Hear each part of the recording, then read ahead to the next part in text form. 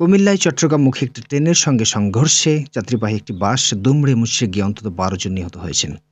ভয়াবহ এই দুর্ঘটনায় আরও হতাহতের আশঙ্কা করা হচ্ছে। শনিবার ২১শে মার্চ দিবাগত রাত প্রায় ৩টার দিকে পাদুয়ার বাজার বিশ্ব রোড রেল ক্রসিং এলাকায় এই দুর্ঘটনা ঘটে। তাৎক্ষণিকভাবে নিহতদের পরিচয় জানা যায়নি, তবে ঘটনার সত্যতা নিশ্চিত করেছেন কুমিল্লা সদর দক্ষিণ থানার উপপুলিশ পরিদর্শক জনি বড়ুয়া। তিনি জানান, রাতে চট্টগ্রাম মেইল ট্রেনের সঙ্গে যাত্রীবাহী মামুন পরিবহন বাসের সংঘর্ষ হয়। এতে বাসটি দুমড়ে মুচড়ে গিয়ে ঘটনাস্থলেই ১২ জনের মৃত্যু হয়।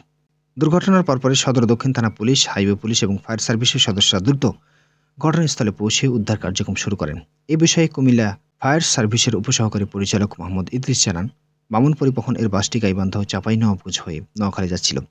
প্রতিমধ্যে বাসটি রেল ক্রসিং অতিক্রম করার সময় চট্টগ্রাম থেকে ছেড়ে আসা ঢাকামুখী ট্রেনটির সঙ্গে সংঘর্ষ হয়। দুর্ঘটনায় নিহতদের মরদেহ উদ্ধার করে ময়নাতদন্তের জন্য হাসপাতাল মর্গে পাঠানো হয়েছে বলে জানিয়েছে পুলিশ। প্রাথমিকভাবে ধারণা করা হচ্ছে, রেল ক্রসিংয়ে অসতর্কতার কারণেই এই মর্মান্তিক দুর্ঘটনা ঘটেছে।